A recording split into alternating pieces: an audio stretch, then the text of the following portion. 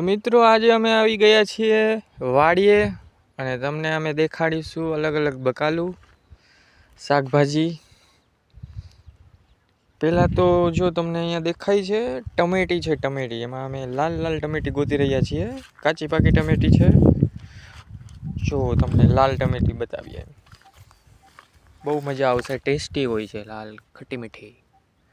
જો એકદમ લાલ જો અહીંયા છે આ એકદમ લાલ છે।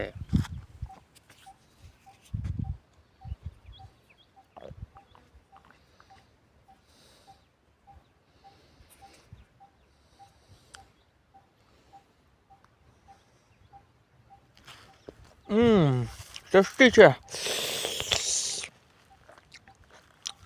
તમને કોબીજ બતાવશું।